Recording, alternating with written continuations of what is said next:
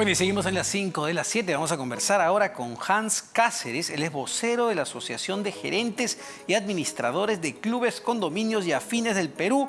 Y además es administrador general del Club Lawn Tenis de la Exposición. Señor Cáceres, ¿cómo está? Muy buenas noches. Buenas noches, Omar. Antes que nada, agradecemos que hayan podido darnos cobertura a nuestra industria. Bueno, ustedes incluso han emitido un comunicado pues haciendo sentir su malestar de que se hayan reaperturado algunas actividades comerciales como los centros comerciales con 20% de aforo y otras actividades, y que a los clubes donde se practica muchas veces deporte no se les haya permitido todavía abrir. Es correcto. Bueno, en primer lugar, lo que queremos manifestar a través de RPP es nuestra total indignación ante la falta de respuesta, porque de manera formal y siguiendo el debido proceso hemos cruzado ya 2 cartas al MINSA y a la fecha no obtenemos ninguna respuesta, ¿no? Le hacemos seguimiento a estas cartas y no obtenemos nada. Y en segundo lugar, agradeciendo también a tribuna, mencionar que hay por lo menos 2 enfoques por el cual debe abordar el gobierno el problema del deporte, ¿no? En primer lugar, por un tema de salud. Ya los argumentos esgrimidos a lo largo de todo el mes en la campaña que hemos venido declarando, intentando declarar, lamentablemente hay que hacerlo en el Perú, tratar de declarar el deporte y a la actividad física como actividad esencial, a sabiendas de todo, digamos, los beneficios que genera, ¿no? El deporte básicamente activa el sistema inmunológico, por lo cual previene un montón de enfermedades. Además, combate también otra de las principales, digamos, no pandemias, pero gran enfermedad no visible en el país. Junto al dengue también está la obesidad, ¿no? Entonces el deporte ayuda a combatir y de esa manera ayuda al gobierno a ahorrarse millones de soles en una política de salud al tener gente sana. Una sociedad sana le ahorra al país millones de soles en salud en sí. Ahora, y el último enfoque para este sí. tiempo de intervención en el foro es el tema económico. Si no lo quieren ver por el deporte, a pesar de todas las múltiples beneficios y todas las facilidades que brinda el deporte al aire libre, véanlo por un tema económico. Los clubes son asociaciones sin fines de lucro que dependen básicamente de estar abiertos para alquilar sus espacios y de la cuota de sus asociados, que obviamente al estar cerrados caen en una morosidad de más del 50%.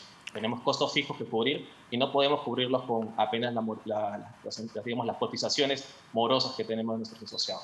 Ahora, cuando hablamos, señor Cáceres, de estos clubes, no nos está, para que quede claro, no nos estamos refiriendo, o sí, por ejemplo, los clubes donde uno a veces iba el fin de semana a Huachipa, a Chosica, con la familia, pasar el día, entrar a la piscina, comerse quizá ahí una parrilla, algo. No estamos hablando de esos clubes que son más para recreación, estamos hablando de clubes que tienen más un enfoque deportivo, o estamos incluyendo a todos.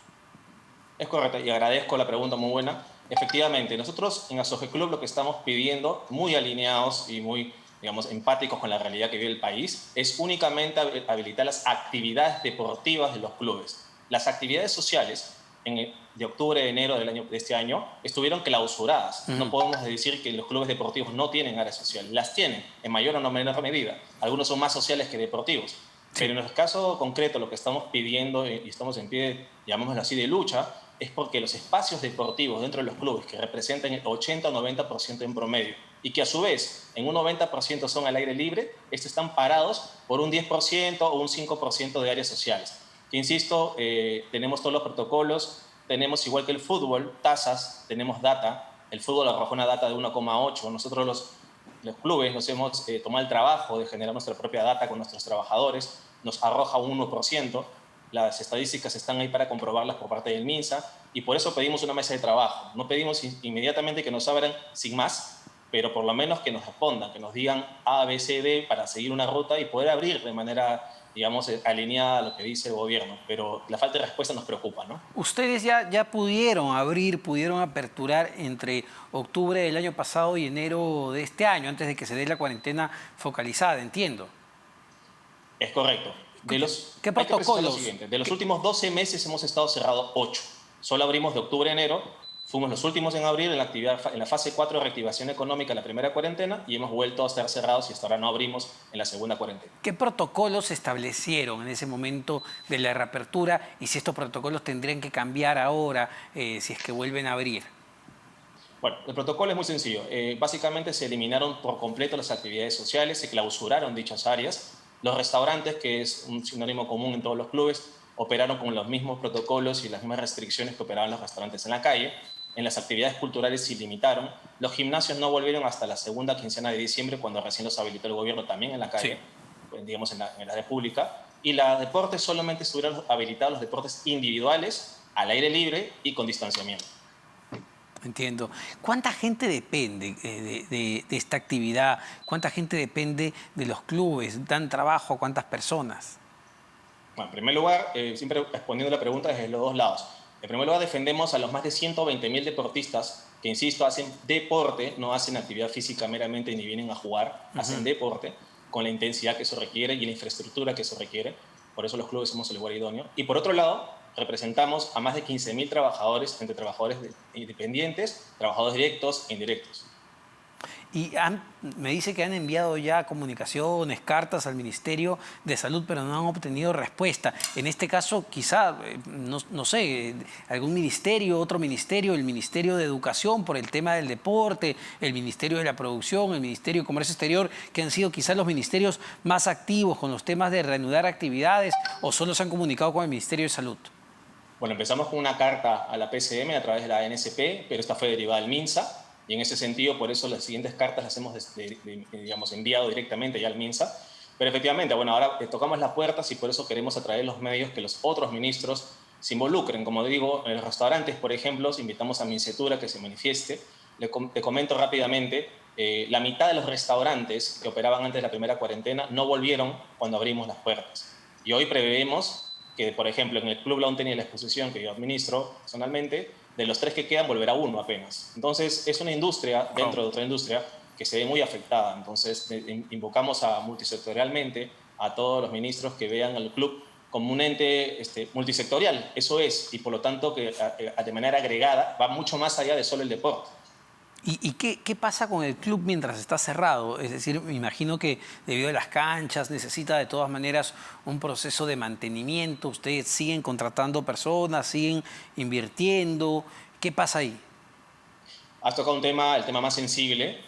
Básicamente los clubes, insistíamos, tenemos solo 2 fuentes de ingreso, pero en cuanto a los costos tenemos el tema de los salarios, tenemos los impuestos que no dejamos de pagar, los impuestos prediales y arbitrios, tenemos básicamente los servicios que aunque no estemos usando el club, hay con un consumo mínimo, unas tarifas básicas que tenemos los clubes, que no son nada económicas, y básicamente tenemos el tema, obviamente, de lo que son la infraestructura que hay que corregir, que hay que mantener. Entonces, cuando los costos fijos de los clubes, aproximadamente el promedio es 30%, ¿de acuerdo? Entonces, si uno no tiene los ingresos por alquileres, los ingresos de los clubes caen en la mitad. Y de esa mitad cae en una morosidad de no menos del 50%. Entonces, tienes un 25% de tus ingresos mensuales y tienes un costo fijo de 30%. Ahí claramente, en matemática simple, el gobierno le pedimos que vea que cada mes estamos entrando en pérdida. Es una pérdida acumulada, una pérdida que, como te decía, los últimos 12 meses son 8 y nos vamos para el noveno de 13. Es muy preocupante. ¿Cuánta es la pérdida acumulada hasta el momento? Bueno, de manera general, en promedio, dependiendo de cada magnitud de cada club, pero por ejemplo, en un caso particular, un club promedio ha perdido durante el año 2020, si su presupuesto era de 3 millones de soles, ha perdido por lo menos 1,5 millones, es decir, la mitad. ¡Wow! Y vamos. Y el ahorro, entre comillas, el ahorro por estar cerrado no supera ni siquiera, o no llega ni a la mitad de la pérdida en ingresos. Es que es muy importante mencionar esto. Hay la cuota del asociado, de alguna manera, con mucha pena y con mucho esfuerzo el asociado, se pondrá al día en algún momento. Cae en morosidad, pero se pondrá al día. Pero los ingresos, por no haber alquilado, el costo por oportunidad de esos espacios es irrecuperable. Sí, claro. El costo fijo, como te menciono, insisto, el costo fijo es altísimo en los clubes, porque manejamos una infraestructura grande que hay que mantener y sostener. ¿Y hay riesgo en este momento de que algún club quiebre, que algún club cierre sus puertas debido a que ya esto es insostenible, ya estamos en bancarrota, no da para más, lamentablemente? La verdad es que sí. Esto no es un tema de poner alarmas, pero es la realidad. Como te digo, los números que te doy en una empresa privada ya hubiesen hecho quebrar a muchas empresas. ¿Por qué se mantienen hasta ahora, y más o menos los clubes? Por el cariño de sus asociados. Porque a pesar de no haber usado el club 8 de los últimos 12 meses, siguen aportando, pero tampoco podemos exigir ya más. Ya llega un punto de insostenibilidad y la morosidad va a llegar a un punto de incobrable que ya no va a poder ser manejado. Entonces, y una cosa más importante sobre esa pregunta es que básicamente ya puedo decirte que dentro del Comité Asoje Club hemos identificado que hay al menos 2 clubes que en los próximos 2 meses de no revertirse la situación, no solamente abrir, sino de volver con un nivel de economía como estaba antes, ya la quiebra es inminente en esos 2 casos, ¿no? Así, 2 clubes que podrían quebrar en las próximas semanas de no tomarse decisiones a tiempo. Correcto, porque cada 15 días que no se abre, como insisto, hay un presupuesto de ingresos que ya es irrecuperable. Lamentablemente, esta vez el gobierno creo que no ha medido que alargar la cuarentena en un verano es 2 o hasta 3 veces, dependiendo de la estrategia comercial de cada club, más grave que hacerlo en invierno. ¿Y por qué? Porque el verano es la fuente de ingreso, la fuente de financiamiento del presupuesto anual de los clubes, por producto de, obviamente, las academias deportivas, sí, claro, los talleres culturales y múltiples actividades. Entonces, el daño que se nos está haciendo por cada 15 días cerrados durante el verano, a pesar que los centros comerciales están abiertos, es hasta el triple de haber estado cerrado, es que equivale a 1 mes y medio de estar cerrado en el invierno. Entonces, es muy grave, insisto. O sea, aquí llamamos con carácter de urgencia al gobierno a revertir, a reconsiderar esta situación lo antes posible. Perfecto, señor Cáceres, muchas gracias. Queda anotada su preocupación y su pedido al Ministerio de Salud. Hans Cáceres, vocero de la Asociación de Gerentes y Administradores de Clubes, Condominios y Afines del Perú. Se nos acabó el tiempo, en las 5 de las 7. No se despeguen de la programación de RPP Televisión porque ya viene Tatiana Alemán con las claves del día. Muy buenas noches, señores y señoras.